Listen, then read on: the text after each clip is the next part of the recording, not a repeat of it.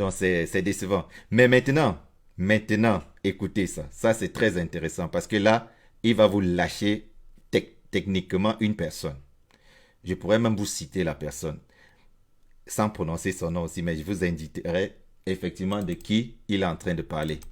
Alors, écoutez. Et dans les deux premières parties de cette conférence, je vous ai décrit rapidement l'histoire des grandes révolutions et je vous ai parlé des leaders révolutionnaires. Trouvez-moi un seul de ces types qu'on promeut tous les samedis soirs, qui est ne serait-ce que le quart de l'épaisseur d'un seul leader de la révolution africaine. Le quart d'Amilcar Cabral, le quart de Thomas Sankara, le quart de Kwame Nkrumah, le quart de Nelson Mandela. Trouvez-moi, regardez bien ces gens-là et dites-moi lequel d'entre eux serait comparable. Lequel? Or, ce sont ces gens-là que les snipers, ceux qui sont financés par l'un des clans du régime Biya pour jouer aux opposants et en fait diviser l'opposition ici dans la diaspora, ce sont ces médiocres-là qu'on choisit de promouvoir tous les samedis soirs. Et en leur faisant croire qu'ils peuvent. You too, you go try. Me too, I go try. Me too, I feel do. On leur met ça dans le crâne en sachant bien qu'ils ne peuvent pas. En sachant bien que c'est des agitateurs de surface. On leur fait croire qu'ils possèdent un leadership spirituel, intellectuel, moral, idéologique et qu'ils seraient représentatifs de ce que le Cameroun a de meilleur. Alors qu'ils sont des activistes de surface. Je dis bien de surface.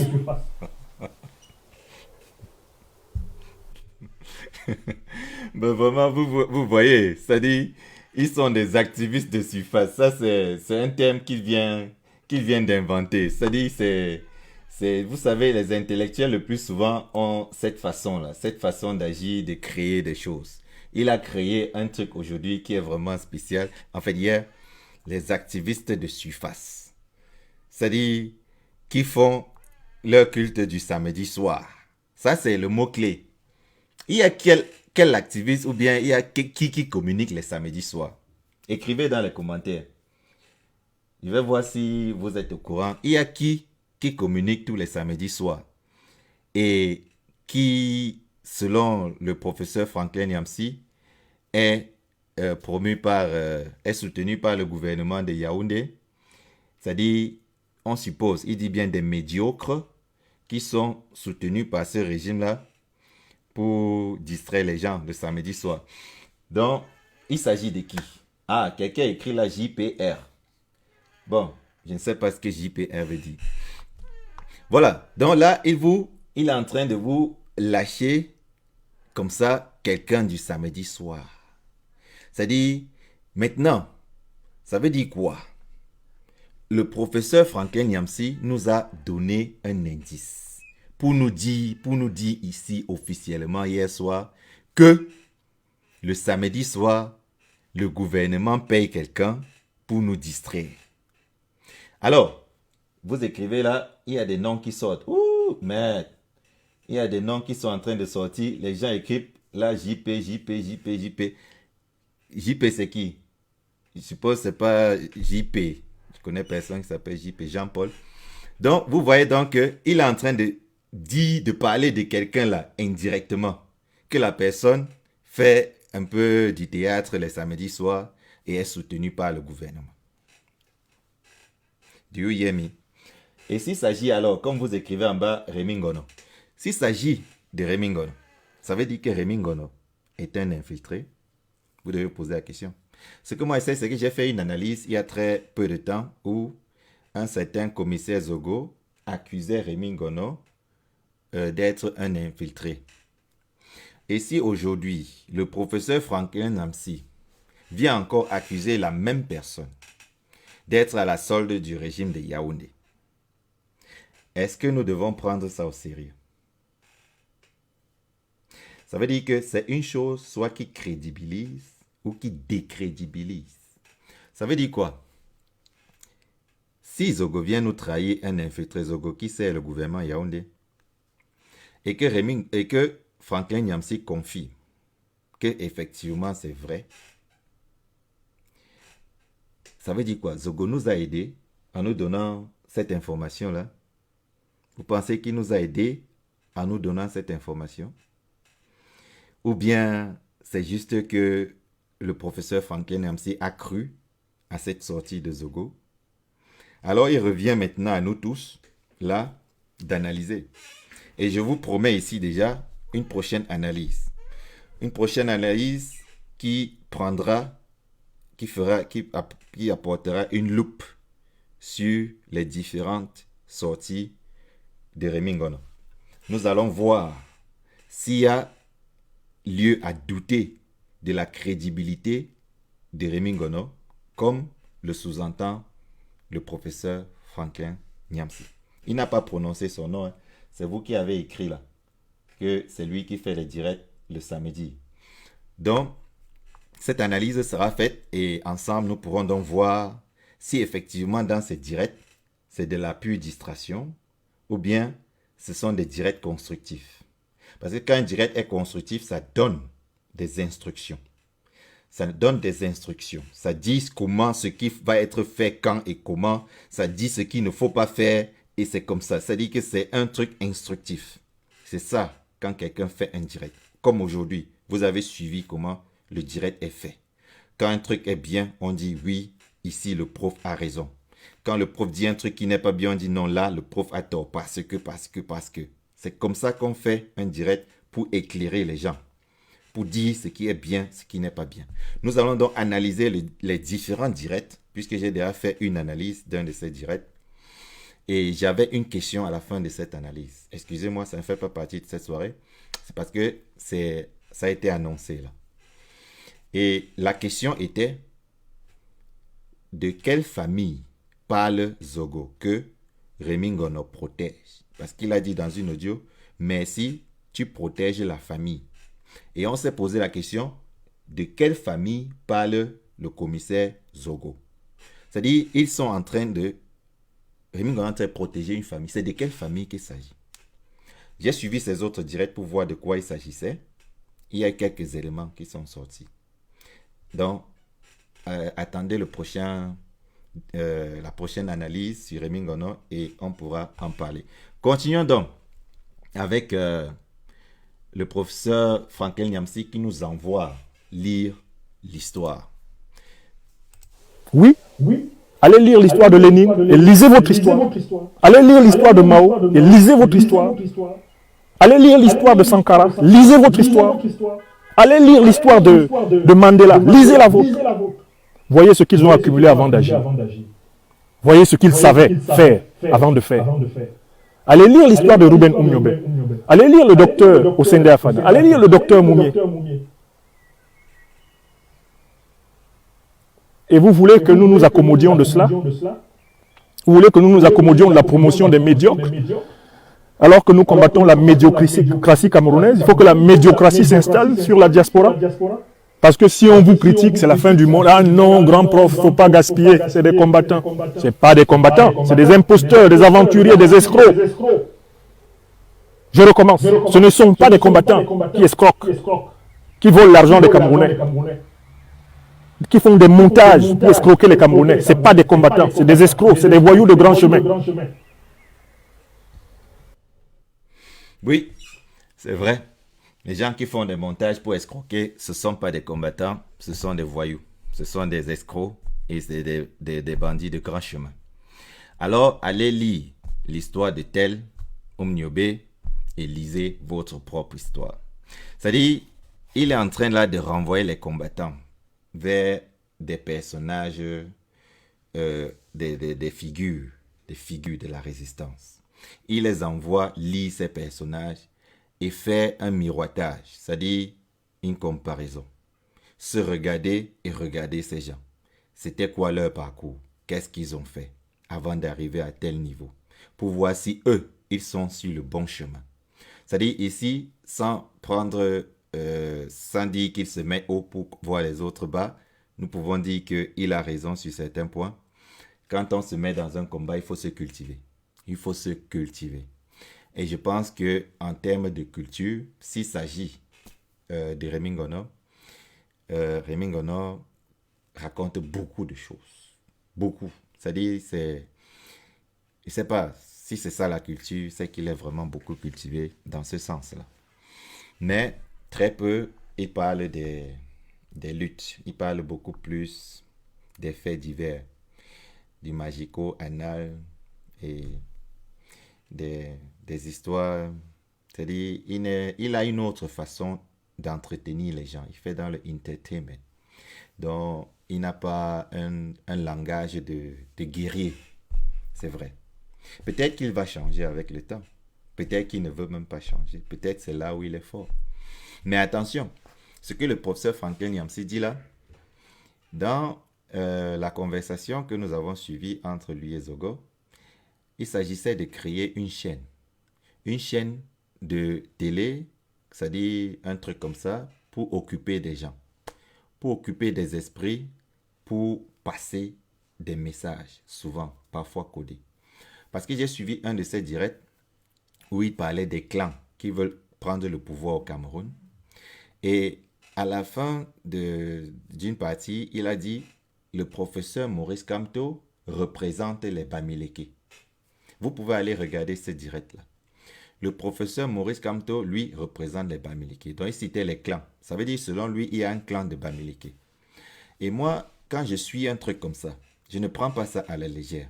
C'est pourquoi je vais vous faire une analyse du comportement de ce monsieur pour que nous puissions voir le rythme qu'il veut donner à la révolution. C'est-à-dire, je suis pour Maître Ndoki, je suis pour le président élu, je suis pour chacun est libre de dire ce qu'il veut.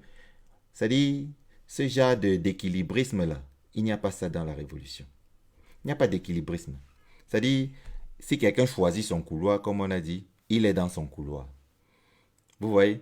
Mais vouloir dire que oui, celui-là qui est dans l'autre couloir, là, ce couloir-ci doit l'accepter, et puis ainsi de suite. Ça, c'est pas la révolution. Il manque de conviction. Ouais. Donc, on va analyser ça prochainement. Écoutons donc les combattants qui ne simulent pas la mort. C'est-à-dire, pourquoi un bon combattant? Ce ne sont pas des combattants. Ce ne sont pas des combattants qui simulent des méthodes de célébration de la mort, qui jouent à s'amuser avec la mort. Ce ne sont pas des combattants. C'est des plaisantins, c'est des illusionnistes. Un combattant ne joue pas avec la mort, il ne s'amuse pas à faire le mort. Et s'il l'a fait, il s'empresse d'expliquer à tout le monde. Ne me croyez surtout pas, ne m'imitez surtout pas. Il ne cherche pas à avoir le statut de héros à partir d'une illusion, d'un montage que tout le monde voit. Ça, ce n'est pas un combattant, c'est un prestidigitateur. Et vous voulez que nous soyons là? Oui, parce qu'on ne doit pas. On ne doit pas critiquer quoi? Est-ce que les mêmes s'empêchent de critiquer, même ceux qui ne comprennent pas? Moi, quand j'écris une tribune, un éditorial, combien de ces gens peuvent comprendre ce que j'ai écrit? Mais pourtant, ils sont courageux pour me critiquer. Et en retour, on ne pourrait pas leur dire, mais en réalité, vous êtes des escrocs, des imposteurs, vous êtes des agents doubles, vous êtes des gens corrompus, des gens corrupteurs, vous êtes des détourneurs de deniers publics. On ne peut pas leur dire ça et puis dormir tranquillement. Voilà. Donc ici, il nous lâche là qu'il est en train de se venger. C'est-à-dire, pour tous ceux qui ont suivi le direct hier, à ce moment-ci, le professeur Franklin Yamsi nous dit clairement qu'il est en train de se venger contre ces gens qui se sont attaqués à lui. C'est-à-dire, il écrit un truc, les gens s'attaquent à ça. Donc, ça fait en sorte que vous voyez donc d'où vient le problème. Ça, c'est le nœud du problème. Il a été victime d'une attaque. C'est pourquoi il est sorti et c'est vraiment... C'est-à-dire, tous ceux qui ont vu ce direct ont dit, ils n'ont jamais vu Franklin Yamsi dans un état pareil, un genre de discours terrible. Et ça plaît à ceux qui sont bien, ceux qui aiment bien les querelles. C'est-à-dire, pour eux, c'est passionnant. Il est monté à 2000 vues. Pourtant, les jours précédents, il était dans les 300, 700 vues. Mais il est monté à 2000 vues parce que ces gens ont passé ça dans tous les groupes pour que tous ceux qui aiment bien ce genre de critiques-là, parce que, je vais vous dire une chose, quand les vues augmentent souvent, parfois à 4-5 000, il y a tellement de sardinats qui sont dedans quand ils savent que quelqu'un est en train de taper sur la révolution, ils viennent chercher des arguments. Ils viennent chercher des arguments pour ensuite s'attaquer à la révolution. C'est pourquoi, tu vois, le nombre va faire, ça va monter. Quand il va arrêter les attaques, ça va chuter. C'est-à-dire, tous les sardinats vont dire, bon voilà, on a un peu de substance pour aller affronter ces gens-là. Donc, c'est pourquoi les directs de Congossa sont tellement suivis. Parce que les deux camps sont là pour puiser les informations pour s'attaquer. Maintenant, la promotion de la médiocrité. Ça, c'est un autre sujet très important à écouter. Je dis ça et puis on dort tranquillement. Moi, ça m'est complètement égal. Donc, j'insiste. Ceux qui sont en train de promouvoir la médiocrité dans la diaspora sont au service d'un des clans du régime Biya. Ce clan du régime Biya a toujours eu comme méthode pour diviser les Camerounais en lutte de promouvoir les plus nuls. Parce qu'on maîtrise des gens quand ils sont nuls. Promouvoir les plus faibles, parce qu'on maîtrise des gens quand ils sont faibles. Promouvoir les plus prétentieux, les plus arrogants, les plus orgueilleux. Parce que quand quelqu'un est prétentieux, arrogant, orgueilleux, on peut exploiter cela pour le tenir. Alors, ce sont les mêmes qui vont promouvoir la haine de la science, la haine de la culture, la haine de l'éducation. Non. Il ne faut pas lire. Ces gens-là, ils sont toujours dans les livres. Est-ce que vous avez atteint ne serait-ce que le niveau intellectuel de Paul Biya? Il y en a qui veulent remplacer Paul Biya. Si on vous donne le fauteuil de Paul Biya, vous pourrez comprendre la moitié des dossiers posés sur sa table. Si on vous donne un fauteuil ministériel, vous comprendrez la moitié des dossiers posés sur votre table. Vous avez pris la peine de vous donner cette formation. Alors il faut qu'on vous dise la vérité. Il faut qu'on vous dise la vérité, d'autant plus que vous risquez de faire beaucoup de tort à cette révolution et que ceux qui se taisent sont aussi dangereux que vous. Ceux qui se taisent et qui vous caressent, ah non, vraiment, ce n'est pas le moment. Vous avez fait de la stratégie révolutionnaire ou la tactique révolutionnaire ou. Vous avez écouté.